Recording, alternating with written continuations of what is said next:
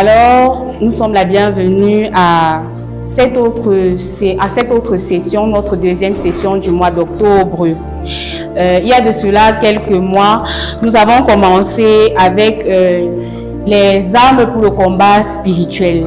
Nous avons commencé avec les armes pour le combat spirituel, bien vrai que nous nous sommes arrêtés, je crois, au mois de septembre. Et ce mois, le thème qui nous a été donné est « Laisse partir mon peuple pour qu'il te serve ». Exode 8, verset 6. « Laisse partir mon peuple pour qu'il te serve ». Et le thème de cette session 2 est intitulé « Je placerai un libérateur entre ton peuple et mon peuple ». Exode 8, verset 18. « Je placerai un libérateur entre ton peuple et mon peuple ». Alors, dans la suite de cet enseignement, la semaine dernière, le frère qui a fait l'enseignement a commencé avec les trois premiers plaies que le Seigneur a envoyés au peuple d'Égypte. Et ces trois premières plaies, nous les avons vues. Elles sont le sang dans le fleuve du Nil, les grenouilles et ensuite les moustiques. Dans la suite et dans la continuité, nous allons parler aujourd'hui de la 4e, de la 5e et de la 6e plaie que le Seigneur envoie au peuple d'Égypte pour que Pharaon puisse libérer son peuple. Alors tout d'abord, nous allons nous poser la question, et je crois que ici parmi nous, ici présents, nous tous, même étant petits ou même à l'âge adulte, il nous est arrivé d'avoir des plaies. Nous savons que ça fait mal, peu importe l'origine, nous avons déjà eu des plaies. Alors, nous allons sans plus tarder définir ce qu'est une plaie. En médecine, la médecine définit la plaie comme la détérioration de l'état cutané. Ça peut être une coupure, ça peut être une déchirure. Et lorsque nous nous blessons, ça fait mal. Donc les plaies que le Seigneur a envoyées, que Dieu a envoyées au peuple d'Égypte, étaient pour que Pharaon ou le peuple égyptien ressente dans sa chair comment est-ce que les enfants de Dieu, les Israélites, étaient en train eux aussi de souffrir sous le poids de l'esclavage. Il fallait quelque chose pour le pousser à bout. Il fallait quelque chose qui va l'amener à baisser la garde et à dire que ton peuple s'en aille et qu'il te serve, comme le dit le Seigneur. Mais pour cela, le Seigneur a usé de plusieurs manières. Et nous allons voir dans le combat spirituel que ces plaies qui ont été envoyées au peuple égyptien peut également être utilisées comme des armes dans le combat spirituel. Peuvent également être utilisées comme des armes dans le combat spirituel. Nous pouvons user de ces plaies-là comme des armes pour à notre tour combattre les pharaons qui se lèvent et parlent contre nos vies. Nous pouvons également utiliser cela pour déclarer et pour anéantir l'œuvre de Pharaon, pour qu'il se fatigue, pour qu'il soit confus. Donc, de la même manière que le Seigneur avait donné ces plaies, ces armes-là aux Égyptiens, nous aujourd'hui, nous pouvons nous les approprier. Nous aujourd'hui, nous pouvons les approprier. Et nous devons comprendre que le combat ici n'est même pas déjà notre combat. Ce n'est pas nous qui combattons, c'est le Dieu Tout-Puissant, l'Éternel des armées, qui vient combattre avec nous contre nos ennemis. Ce n'est pas par ta force, ce n'est pas parce que tu connais les textes bibliques, ce n'est pas parce que tu as des charismes et des dons que le Seigneur t'a donnés ou que tu as une certaine puissance de guérison, de délivrance, que tu vas pouvoir aller tenir tête au pharaon de ta vie. Ce n'est pas le Seigneur, ce n'est pas toi qui combats, c'est le Seigneur qui combat avec toi contre eux. Et nous allons lire 2 Chroniques, versets 20 à 17 pour mieux comprendre cela. Vous n'aurez pas à y combattre. Tenez-vous là, prenez position. Vous verrez le salut que Yahvé vous réserve. Juda et Jérusalem, Ne craignez pas. C'est bon, ma soeur. Ma soeur. Vous n'aurez pas à combattre. Tu n'as pas besoin de te lever avec tes forces physiques et tes capacités pour aller combattre l'ennemi. Tu n'as pas besoin de te lever. Et si tu te lèves même sans que le Seigneur soit celui-là qui est ton allié, soit celui-là qui t'envoie ou celui-là qui assure tes arrières, tu vas en bataille à tes risques et périls. C'est toujours le Seigneur qui envoie. Et nous allons encore lire Exode 8, verset 16 pour mieux élaborer cela, ma soeur. Yahvé dit à Moïse, lève-toi de bon matin et tiens-toi devant Pharaon. Lève-toi de bon matin. Quand je dis à quelqu'un, si je dis lève-toi, c'est un ordre. Si je dis à quelqu'un, lève-toi, c'est un ordre. Je ne suis pas en train de te demander, je suis en train de te dire, c'est un ordre, il faut te lever. Alors ici, vous comprenez que Moïse ne s'est pas levé de lui-même. Moïse ne s'est pas auto-proclamé ou auto-choisi comme libérateur du peuple, de son peuple, parce que Moïse était israélite.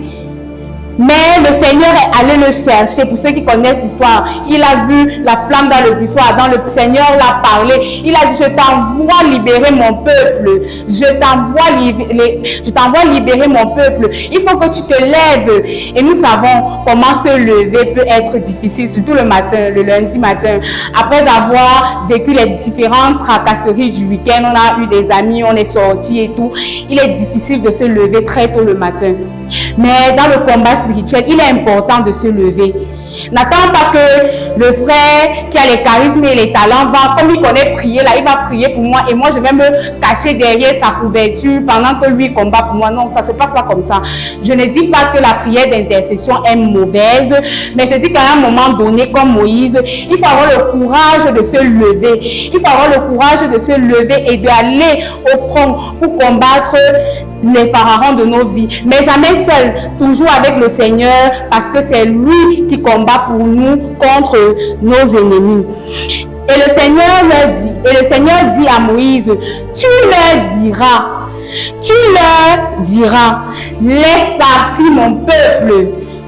Ce n'est pas Moïse, lorsque Dieu envoie Moïse, Moïse ne va pas avec ses propres stratégies. Moïse ne s'en va pas avec ses propres paroles. C'est toujours le Seigneur, sur ordre du Seigneur, qu'il dit, qu'il agit. Parce que, je vais prendre un exemple. Si le ministre ou le président de la République, je sais pas, ne peut pas assister à une conférence internationale ou quoi que ce soit, ou même locale, il envoie en avant le ministre pour aller le représenter. Il y va pourquoi? Parce que le président l'a envoyé. Il ne s'est pas levé un jour, ok, il y a la conférence, je ne sais pas moi, de l'ONU, je me lève comme le président est malade, je pars. Non, le président l'a envoyé. Il ne suffit pas d'être envoyé. Maintenant, lorsque tu es envoyé, il faudrait encore que tu dises et que tu agisses en fonction de ce que celui qui t'a envoyé t'a dit. Donc, il ne suffit pas d'aller combattre les pharaons de nos vies, mais il faudrait encore utiliser les stratégies, la direction et écouter, suivre les ordres que Dieu nous a donnés. C'est de ça qu'il s'agit. Il faut suivre les ordres que le Seigneur nous a donnés. Et le lève-toi ici, dans le combat spirituel, comme je disais tantôt, c'est une action. Tu ne peux pas te coucher sur le lit et tu vas attendre que tes ennemis tombent, que tes ennemis aient peur de toi. L'ennemi ne dort pas. Pendant que tu dors, lui, il ne dort pas. Pendant que, lorsque le Seigneur Dieu a envoyé la première, la deuxième, la troisième plaie, n'est-ce pas? Pharaon a dit que, ok, après la plaie, si je vais vous laisser partir. Quand ils sont partis prier, supplier Dieu que nos pères enlèvent. Quand ils sont revenus, qu'est-ce qui s'est passé? Le cœur de Pharaon était endurci. Ce n'est pas parce que tu as gagné la première bataille que tu vas te coucher. De la même manière, quand tu gagnes là, tu crois qu'il est parti. Il n'est pas parti. Il est parti s'armer. Et la parole de Dieu dit, lorsqu'on chasse un démon ou lorsqu'on chasse un esprit, il s'en va chercher 7 autres plus forts que lui pour revenir. S'il voit que la maison là, il n'y a rien, il vient s'installer. Et quand il s'installe là, si tu ne fais pas attention, il va s'installer définitivement. Et c'est comme ça que ton esclavage va perdurer dans le temps. Tu vas te poser les questions. Pourtant, toi-même d'abord, tu as baissé la garde. Tu as cru que la première bataille était la guerre. Ce n'est pas la guerre, mon frère. Il faut te lever. Et se lever demande des sacrifices. Se lever demande des sacrifices. Vous voyez les gens qui se lèvent dans la nuit, prient. Pourquoi? C'est parce qu'ils n'ont pas de travail. C'est parce qu'ils n'ont rien à faire. C'est parce qu'ils ont compris que si je ne me lève pas, si dans ma famille, mes parents ne se sont pas levés, si je ne me lève pas, ça ne va pas donner, ça ne va pas marcher. Il faut qu'à un moment, qu'on se lève et qu'on dise que trop, c'est trop. Il faut qu'on se lève et qu'on dise que Seigneur Dieu éternel des armées, je m'en vais en avant d'eux, mais toujours avec toi, parce que c'est toi qui combats pour moi contre eux. Mais si tu n'agis pas, le Seigneur ne peut pas venir te forcer. Si Moïse avait refusé, Dieu respecte notre liberté.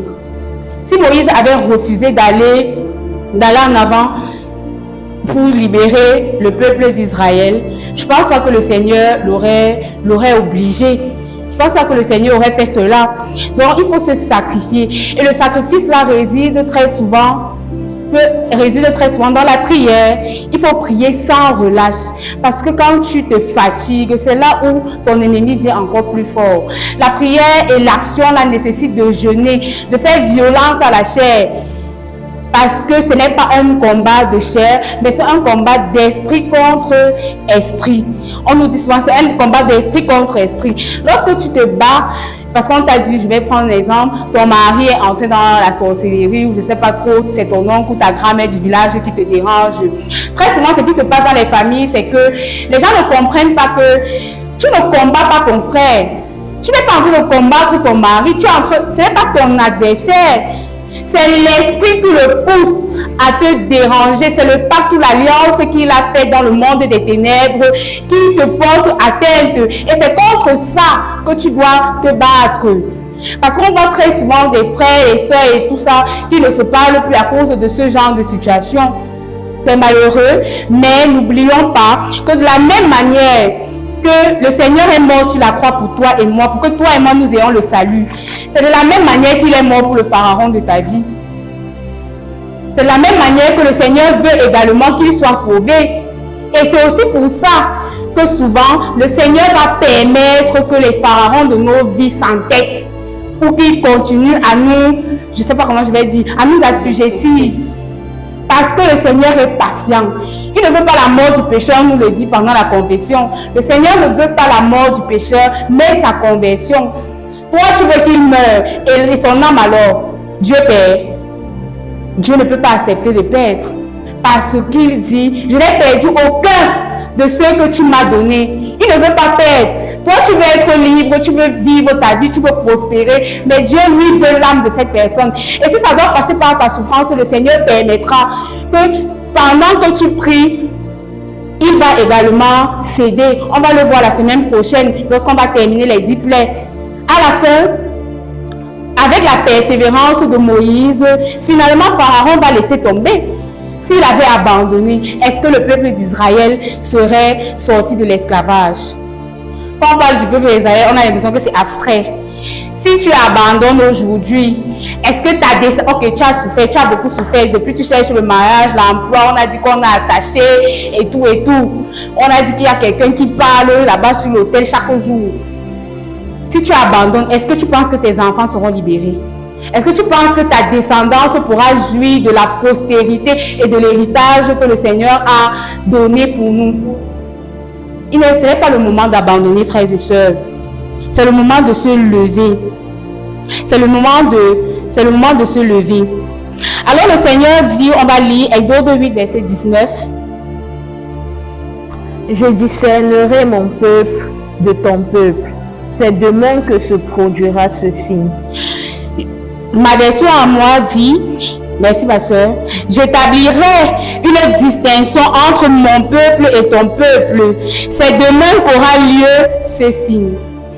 Comme le frère disait à l'entame, quand la faveur de Dieu est sur toi, dans le combat spirituel, quand c'est le Seigneur qui t'a donné l'ordre de mission, quand c'est le Seigneur qui t'a mandaté, qui t'a choisi et qui t'a envoyé, même s'il t'envoie au milieu des lions comme Daniel, tout ce qu'ils font là, ils sont en train de perdre leur temps. Parce que la faveur de Dieu repose sur toi. Que ce soit dans ton bureau, que ce soit dans ta famille, que ce soit dans ta belle famille, que ce soit dans tes amitiés.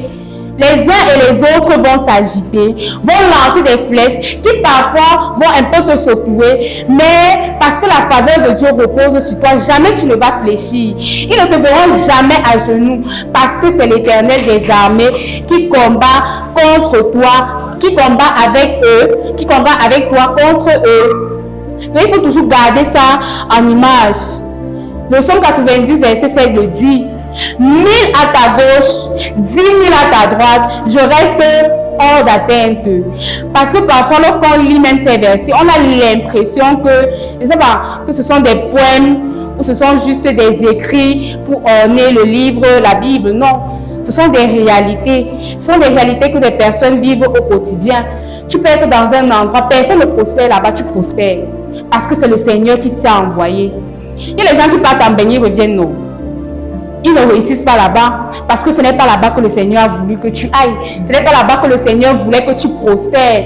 Mais il y a des gens qui restent ici au pays. Tu te demandes même comment les gars font. Tu te poses des questions que c'est les mêmes problèmes, le même gouvernement et tout ça là dont on crie, on se pleure là. Les gars prospèrent. Et ils prospèrent franchement sans tremper parce que la faveur de Dieu est sur eux. Ça, c'est ce qu'il faut qu'on garde à l'image.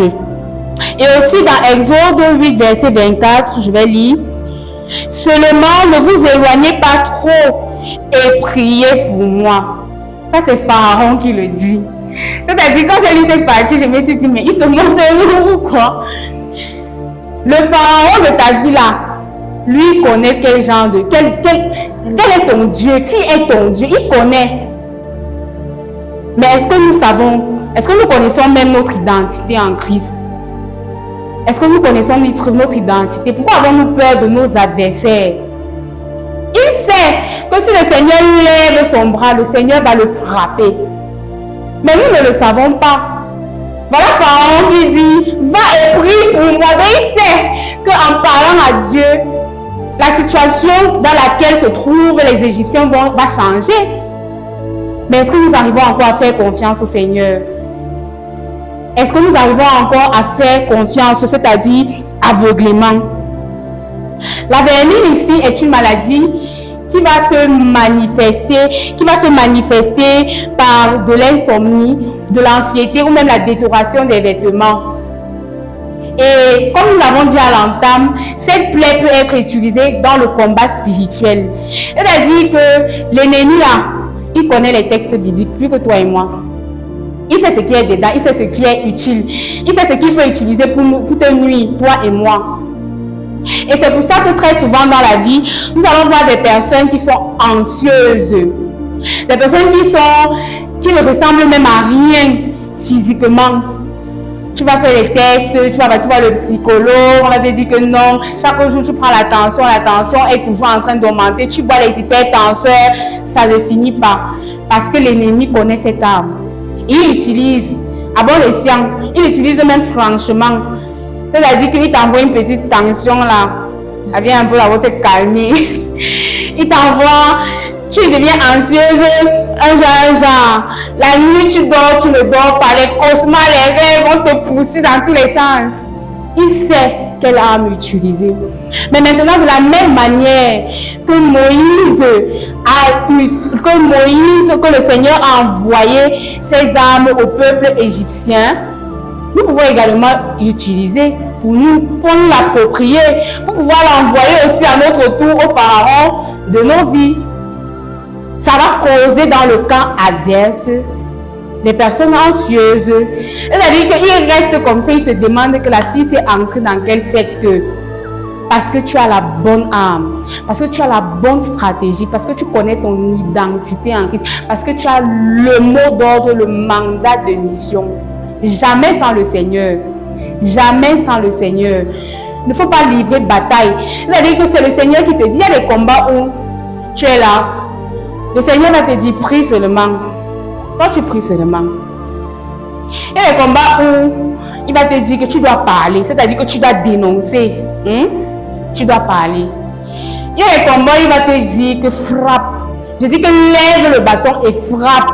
Et comme on dit que le sorcier n'a pas droit à la vie, lève le bâton et déclare que le sorcier n'a pas droit à la vie. Tu frappes. Oui, mais toujours sous l'ordre du Seigneur. Alors, nous allons parler de la 5e plaie, qui est la peste du bétail. La peste du bétail ici est une maladie virale, mais qui touche beaucoup plus les animaux, dont les ruminants. On peut également l'appeler la peste du bovin. Et dans la médecine, les animaux qui ont souvent cette peste, ça va se manifester par des frissons glaciaux, ça va se manifester par la confusion, ça va se manifester par une fatigue intense. Et comme j'ai dit, l'ennemi connaît ses armes. Il les utilise. Vous voyez l'arc-en-ciel, quand il pleut, il y a l'arc-en-ciel. L'arc-en-ciel là, c'est le signe, c'est la promesse. Lorsqu'on voit l'arc-en-ciel là, c'est la promesse que Dieu avait fait à Noé. Chaque fois que tu verras chaque fois qu'il y aura l'arc-en-ciel, je me souviendrai que moi, l'Éternel, je ne vais plus jamais détruire la terre par les eaux. Mais nous connaissons aussi cet arc-en-ciel que les autres utilisent comme leur drapeau ou comme leur signe pour des trucs machiavéliques ou je ne sais pas moi, obscènes. Ce n'est pas eux qui ont créé ça. Ça, c'est un signe de l'Éternel. Mais le diable connaît ces choses et il les utilise à son avantage. Donc, lorsque le pharaon de ta vie veut t'envoyer la peste du bétail, c'est vrai que nous ne sommes pas des bestiaux. Lorsqu'il veut t'envoyer la peste du bétail, vous voyez, il y a des personnes, tu es confus. Vous voyez que dans ta vie comme ça, là, il n'y a rien qui est stable.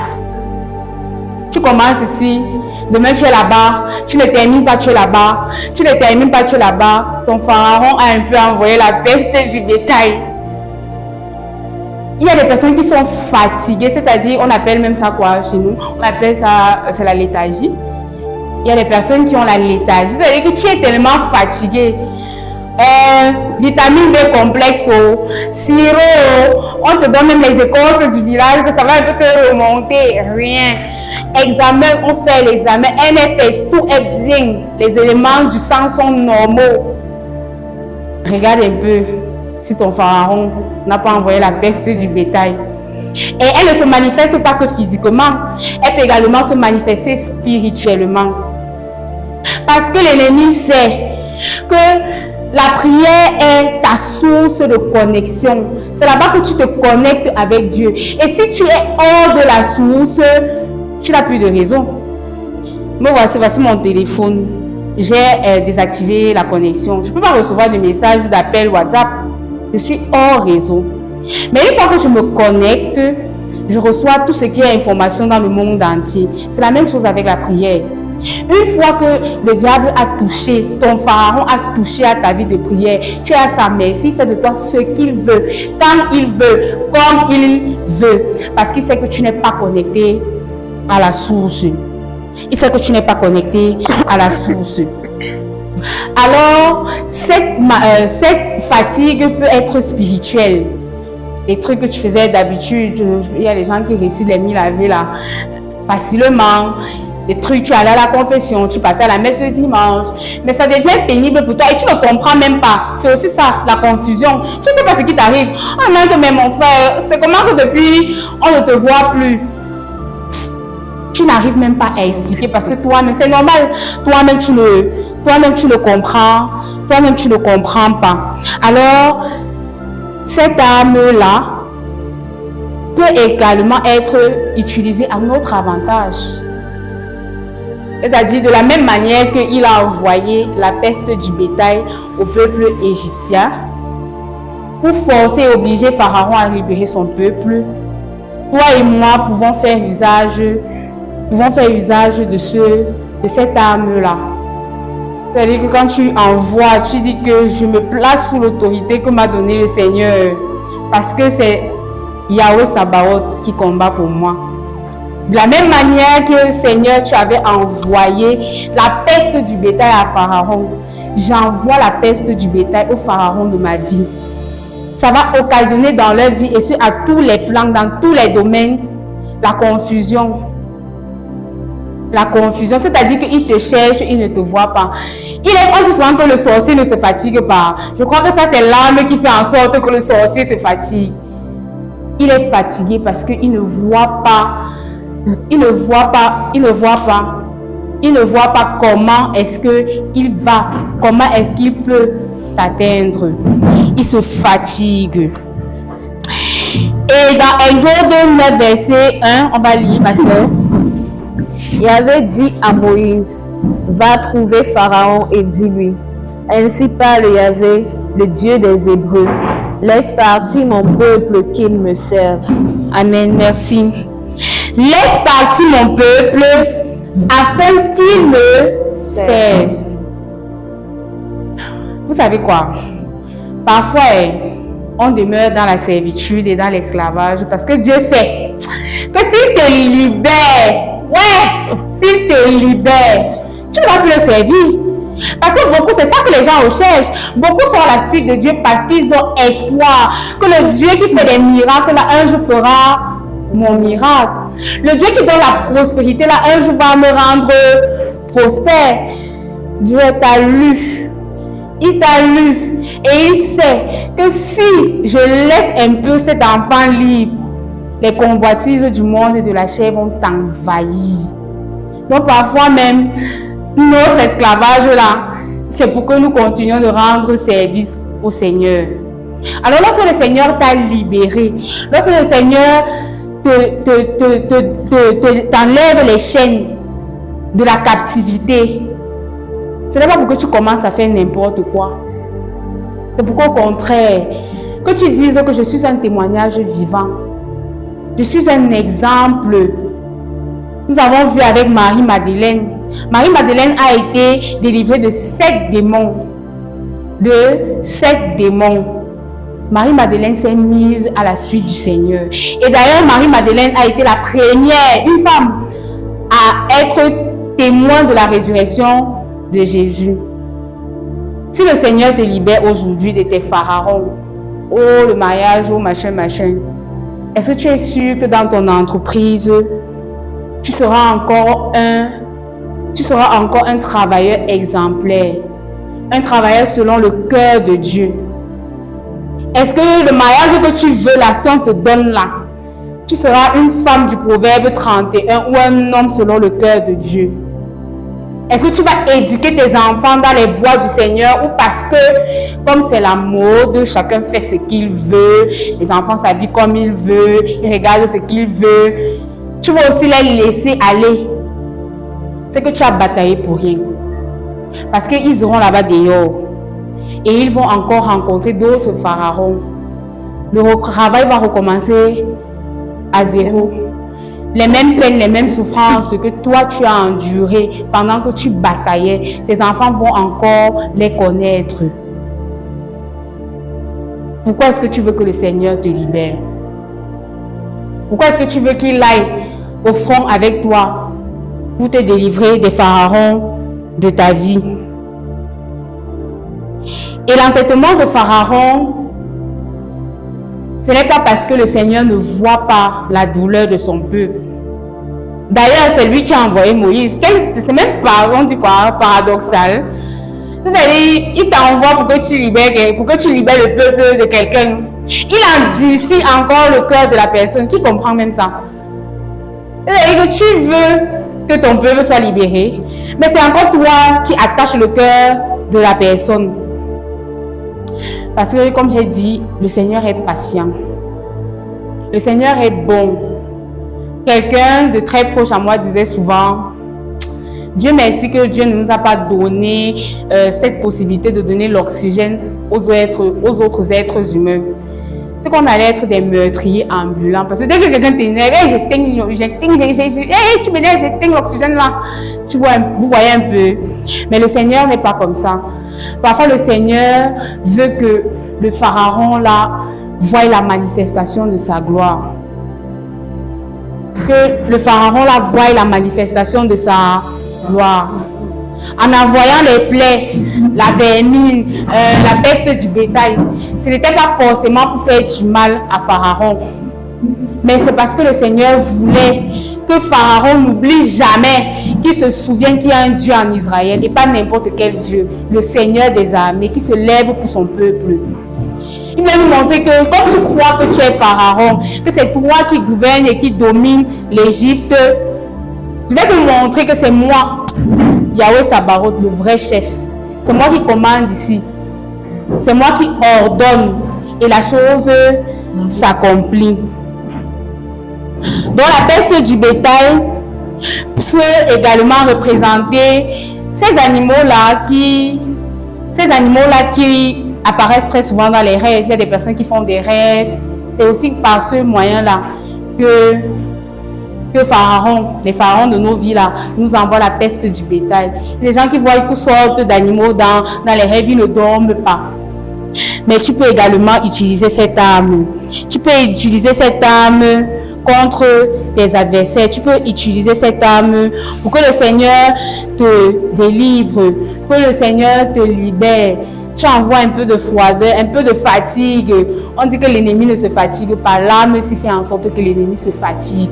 Pas parce que tu es trop puissant, tu connais les armes. Mais comme j'ai dit, parce que c'est le Seigneur, Dieu des armées, qui combat avec toi, qui combat pour toi, qui te donne le mot d'ordre, qui te donne le cachet de mission, qui te mandate. Et parce que c'est lui qui te donne la stratégie. Nous allons enfin parler de la dernière plaie d'aujourd'hui, qui est la 6e, dans les ulcères. On peut dire que les ulcères de la peau, ici je précise de la peau parce que dans la 6e plaie, on a vu lorsque Moïse, la sœur, tu vas lire s'il te plaît, c'est Exode 9, verset 11.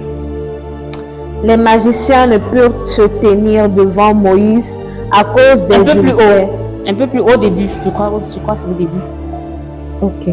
Il avait dit à Moïse et à Aaron, prenez plein vos mains dessus de fourneaux et que Moïse la lance en l'air sous les yeux de Pharaon. Elle se changera en fine poussière sur tout le pays d'Égypte et provoquera sur les gens et sur les bêtes des ulcères bourgeonnants en pustules dans tout l'Égypte. Merci. Provoquera des pustules bourgeonnantes. Je ne sais pas, vous avez déjà vu les personnes qui ont la boubouille ou des boules qui sortent sur le corps. C'est un peu à ça que ça ressemble. Donc, l'ulcère de la peau est une lésion cutanée. Est une lésion cutanée chronique ici parce que ça va dépasser, ça va être plus de 3 mois, ainsi de suite, et parfois avec un ralentissement dans la guérison. Bon, on va te donner plusieurs médicaments et tout, mais ça ne va pas aller. Qui se manifeste par la perte de substances, eau, sang ou pus, souvent profonde et avec des difficultés de cicatrisation. Quand je lisais et que je préparais cet enseignement, lorsque je suis arrivée sur cette plaie, le Seigneur m'a dit, ça c'est l'âme de la honte. Ça c'est l'âme de la honte. C'est l'âme de la honte. Parce que comme la sœur, tu vas un peu continuer. Il prit de la suie de fourneau et se tint devant Pharaon. Moïse la lança en l'air et gens et bêtes furent couverts d'ulcères bourgeonnantes en pustules. Les magiciens ne purent se tenir devant Moïse à cause des ulcères, car les magiciens étaient couverts d'ulcères comme tous les Égyptiens. Merci. Les magiciens ne purent se tenir devant Moïse, car ils étaient couverts d'ulcères ainsi que tous les autres Égyptiens. Pourquoi? Parce qu'ils avaient honte.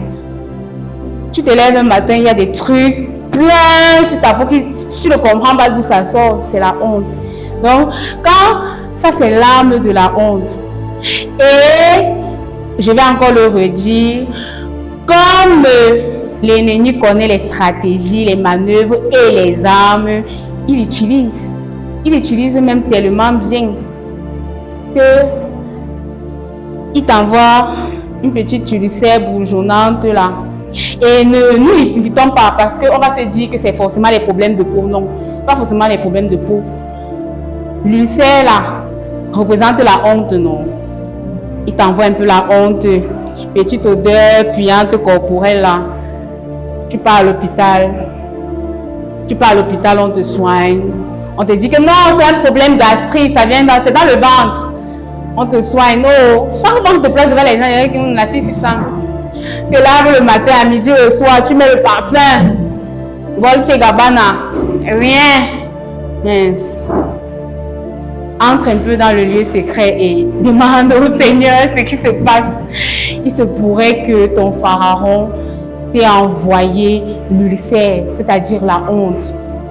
Je parlais avec une soeur dernièrement, elle me disait, tu vois un gars, il te plaît, tu lui plais, mais rien ne continue, mais ça ne va pas plus loin, ça ne va pas plus loin. Et j'ai pensé à ça tout de suite. Ça peut être l'ulcère, ça peut être la honte. Et il te voit comme ça. Malheureusement, ce n'est pas de ta faute, mais lorsqu'il te voit comme ça, ton pharaon a envoyé la honte. C'est-à-dire que quand il te regarde, il ne se voit pas en train de marcher avec une femme comme toi. Quand il te regarde, oui, tu as les charismes, les talents et tout ça, là, tu parles la langue, tu as beaucoup d'argent. Mais elle ne te voit pas plus que ça, parce que ton pharaon a envoyé l'ulcère de la honte. Dans les finances, parfois on dit qu'on ne respecte pas les gens qui ont l'argent. Dans les familles. Mais parfois tu as même l'argent, personne ne te respecte. Ah, tu peux dire celui-là, tais-toi, tais-toi, tais-toi. Parce que ça peut être l'ulcère de la honte. Et cet ulcère de la honte, l'ulcère, peut aussi être notre âme fatale. Elle a dit que comme il t'a envoyé là, il croit que c'est fini pour toi. Tu envoies aussi. Tu envoies aussi la honte. Il sera surpris. Les pharaons de ta vie seront surpris de constater que tu prospères malgré tout. Tu prospères malgré la honte, malgré le voile. Tu enfantes malgré que quand tu pars à l'hôpital, le gynécologue dit non, la vulve, non, ça sent et tout. Mais tu arrives à enfanter. Donc même dans cette honte-là, le Seigneur peut faire magnifier, peut faire resplendir, le Seigneur peut faire resplendir sa gloire. Le Seigneur peut faire resplendir sa gloire. Et cette arme peut également être appropriée contre les maladies de la peau. C'est-à-dire que tu peux utiliser cette arme pour prier contre les maladies de la peau. Il y a un verset plus haut, Exode 9, verset 8. Et avait dit à Moïse et à Aaron, prenez plein vos mains dessus de fourneau, et que Moïse la lance en l'air sous les yeux de Pharaon. Merci ma soeur. Chez moi, c'est Moïse lance en l'air 2 poignées de fourneau dessus de fourneau. Moïse lance. Moïse lance. Ça veut dire quoi? Ça veut dire qu'il y a des maladies qu'on a lancées. Il y a des maladies qu'on lance. Oui, on dit quoi? La technologie, la science, la médecine avancent chaque jour. Mais le diable ne dort pas. Il lance. Tu fais des check-ups. On fait des examens coûteux. D'autres partent même à l'étranger. Il y a des maladies que le malheur malheureusement lance. Et il le lance, comme je disais tantôt, pas que sur l'aspect physique, mais il le lance sur ta santé. Il le lance dans ta vie de couple. Il y a des gens qui sont mariés mais qui ne sont pas mariés. Comme on dit, le toit couvre les maisons. Non. Là-bas dedans, il y a un esprit de honte. C'est-à-dire que j'ai lisé un truc aujourd'hui et le monsieur disait qu'il fait des heures sup au travail. En fait, il blâmait son chef. Je fais des heures sup au travail, même sans être payé, parce que je ne veux pas rentrer à la maison trouver ma femme. Très souvent, tu vas te dire que c'est parce qu'il ne m'aime plus, c'est parce que non. Parfois, quand il te regarde, il éprouve du dégoût parce que le pharaon de ta vie a lancé l'ulcère de la honte. Et donc, il faut pouvoir se lever dans le combat. Il faut pouvoir prier, il faut pouvoir demander la grâce de Dieu. il faut pouvoir demander la grâce de Dieu pour que cette honte soit enlevée, pour que cette honte soit balayée, pour que cette honte disparaisse, et ce dans tous les aspects de nos vies. C'est donc pour ça que nous devons appeler la faveur de Dieu. Nous devons appeler la grâce de Dieu. Nous devons toujours aller, j'ai dit à l'entame, connaître son identité. Parce que si tu ne connais pas ton identité, Pharaon connaît ton identité. Il a dit à Moïse, allez et priez pour moi. Donc il sait que la prière a une efficacité. Moïse, connaître son identité, pas que, mais aller toujours avec l'ordre de mission. Ce n'est pas parce que j'ai les charismes, ce n'est pas parce que j'exerce dans le prophétique, dans le surnaturel, je monte que je dois m'approprier tous les combats. Tant que le Seigneur ne dit pas va, je ne vais pas, comme on dit sur vos quartiers. Tant que le Seigneur ne dit pas frappe, ce n'est pas parce que j'ai passé 7 ans sans dormir que je vais me lever, j'arrive chez le sorcier, je casse tout. Non. Le Seigneur n'est pas avec toi dans l'autre combat là parce qu'il ne t'a pas envoyé. Et aussi écouter les ordres du Seigneur. Il dit à Moïse, lève-toi. Il ne suffit même pas d'écouter. Il faut entrer en action. Il faut entrer en action. Moïse a écouté le lève-toi. Moïse a écouté le je t'enverrai libérer mon peuple. Il a écouté, mais il est parti. Il a fait le pas. Identité, ordre de mission, faire le pas. Et j'ai dit, je reprends pour les retardataires, et j'ai dit, le pas ici demande des sacrifices. Ça demande des sacrifices. Ça demande de mourir même parfois en soi. Quand Jésus dit il faut prier pour ses adversaires, là parfois le lève-toi là, c'est aussi que tu dois prier pour lui. Pas pour le détruire. Parce que Dieu n'envoyait pas forcément les plaies à Pharaon ou aux Égyptiens pour leur faire du mal. Mais parce qu'il voulait que sa gloire se manifeste. Donc parfois le lève-toi là, c'est je dois prier pour que tu te convertisses. Coûte que tu ne peux pas mourir sans déclarer et proclamer que le Seigneur est ton Dieu et ton roi, ton sauveur. C'est aussi ça. Le lève-toi. Nous bénissons le Seigneur.